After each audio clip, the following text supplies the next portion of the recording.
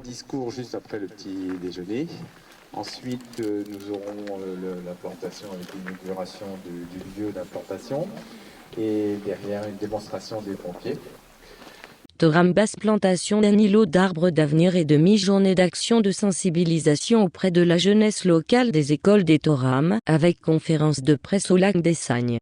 Bruno Bichon, maire de Toram Basse, remercie tous les acteurs de cette journée et tous ceux qui ont aidé à la bonne organisation. Merci Bruno de nous accueillir dans ce site magnifique. Donc Sébastien Matoron, je suis le directeur d'Enedis pour les Alpes du Sud, donc Alpes de Haute-Provence et Hautes-Alpes. Nous sommes très heureux d'être parmi vous aujourd'hui et nous sommes heureux de financer cette action. Alors Enedis, vous connaissez nos missions historiques, qui sont de raccorder les clients, moderniser le réseau, entretenir le réseau, le dépanner, assurer le comptage et gérer les données. Depuis une dizaine d'années, vous en entendez parler régulièrement dans les médias, c'est la transition énergétique. Avec la transformation en plus liée au climat, c'est complètement d'actualité. Enedis se retrouve complètement au cœur de la transition énergétique parce que depuis 10 ans, les énergies renouvelables sont raccordées à 95% sur le réseau public de distribution. Il s'est développé 410 000 installations de production électrique photovoltaïque en France. Il y en avait 0 il y a 10 ans. L'éolien est également raccordé majoritairement sur le réseau public de distribution. Commencent à arriver de nouveaux usages de l'électricité avec le véhicule électrique. Le syndicat départemental d'énergie a installé 60 bornes de recharge sur le département des Alpes de Haute-Provence. Il faut les raccorder, il faut permettre le déploiement du véhicule électrique. Commencent à arriver des réflexions sur le stockage de l'électricité pour mieux consommer.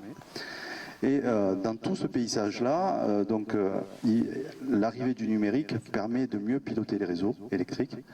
Et dans ce cadre-là, on installe aussi les fameux compteurs communicants Linky qui permettent de pouvoir observer le réseau basse tension qu'on n'observait pas jusqu'à présent, de mieux le maîtriser, mais qui permettent aussi à ceux qui s'y intéressent de faire des économies d'énergie. Lorsque vous vous penchez sur vos consommations, si vous les mesurez, que vous les observez, vous allez pouvoir analyser votre comportement et agir dessus. Et donc c'est dans ce cadre-là qu'on a mis en place des comptes clients Enedis. Alors là, je parle bien des clients d'Enedis, nous, services publics, nous ne sommes pas vendeurs d'électricité, nous sommes juste gestionnaires du réseau public. Chaque fois que 20 clients ouvrent un compte client, eh bien nous, on a choisi de planter un arbre. Parce qu'on se dit que sur ces 20 clients qui ouvrent un compte Enedis, forcément, il y en a qui vont devenir acteurs de leur consommation, ils vont mieux consommer, ils vont réduire leur empreinte énergétique. Et c'est dans ce cadre-là qu'au niveau national, quand on regarde sur les 23 millions de compteurs qui sont déjà installés, le nombre de clients qui ont ouvert des comptes pour analyser leur consommation, ça représente un certain volume d'arbres à planter. Et on s'est rapproché de Reforestation pour choisir un endroit où planter les arbres. Notre volonté, c'était ici, dans les Alpes de Haute-Provence, de faire une première opération de plantation de 2500 arbres, dont le détail va vous être présenté par Dimitri et Benoît. Je vous remercie. Entre Enedis, notre partenaire dans la plantation d'arbres, et l'ONF qui met en œuvre la plantation qui est là-bas, en fait, la plantation réelle, mais on va en faire une symbolique ici qui a aussi tout son sens. Je vais faire assez rapide. Je voulais remercier aussi les enfants aussi qui vont nous aider là aujourd'hui.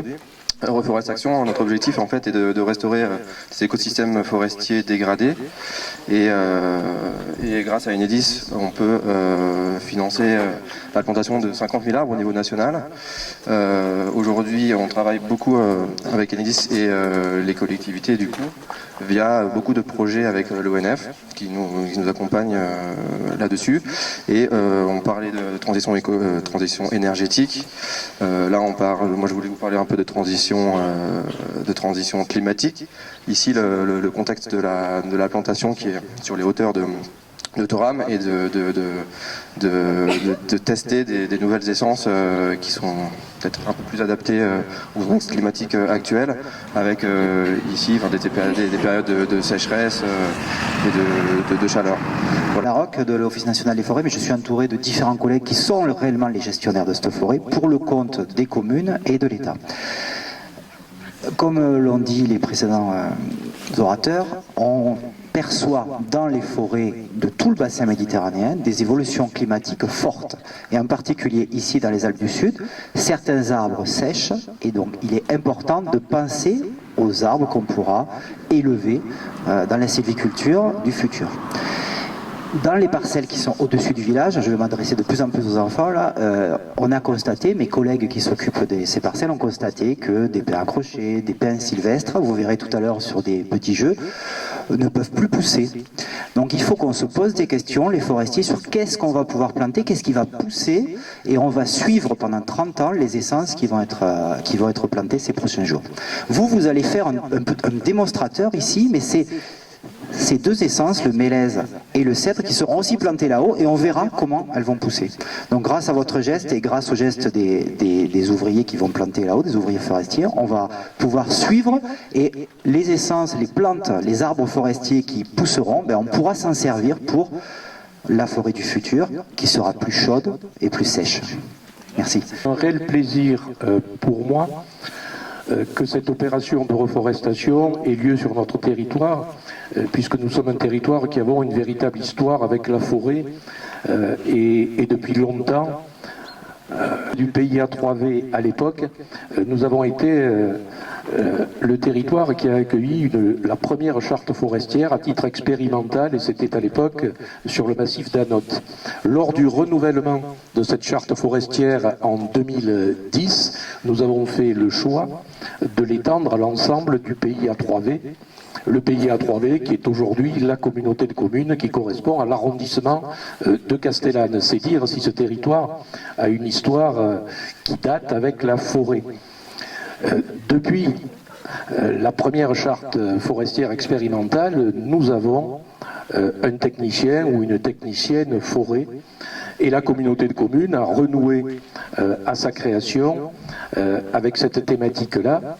Nous en revenir à l'opération d'aujourd'hui, c'est un symbole fort de voir associer les gestionnaires de notre forêt, les collectivités, mais également Enedis et les enfants, parce que la forêt est aujourd'hui au cœur de la transition écologique et énergétique à laquelle nous sommes confrontés.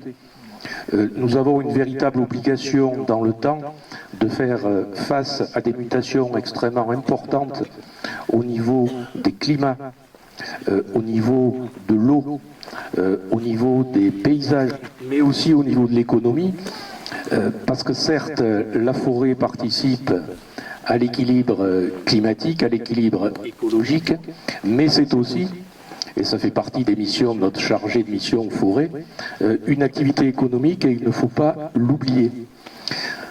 Dans le cadre de notre charte forestière, nous menons donc un travail sur l'ensemble de ces axes, sans oublier l'axe éducatif.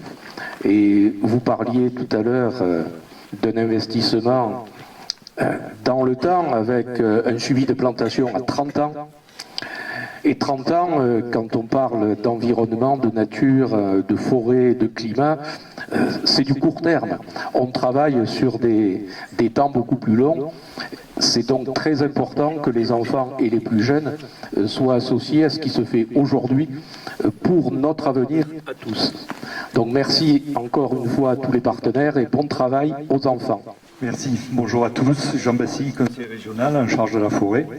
Et je représente aujourd'hui le président de la région, René Muselier, qui souhaitait, bien que la région ne finance pas ce projet, être présent pour d'abord vous féliciter pour l'exemplarité de ce projet qui est un des premiers à être initié dans notre région, mais pour ce partenariat public-privé, associatif, on amène aussi les enfants à prendre conscience de la valeur de notre forêt. vous l'avez dit fort justement, cette forêt, par rapport au changement climatique, a besoin d'évoluer. On a besoin de l'aider. Et ce qu'on fait aujourd'hui, nous on ne le verra pas. Les enfants peut-être commenceront à en avoir les prémices, mais c'est certainement leurs enfants à eux qui en profiteront. Donc il est temps qu'on se mette en route. On a aujourd'hui, la région a lancé une politique au mois de juin, dans le cadre de la COP d'avance, au mois de juin, une politique civiculture pour aider justement au développement et aux plantations dans la forêt. Nous avons pris avant-hier une nouvelle délibération qui rentre dans ce cadre-là, plantation d'1 million d'arbres sur 2 ans, avec un financement de 3 millions d'euros.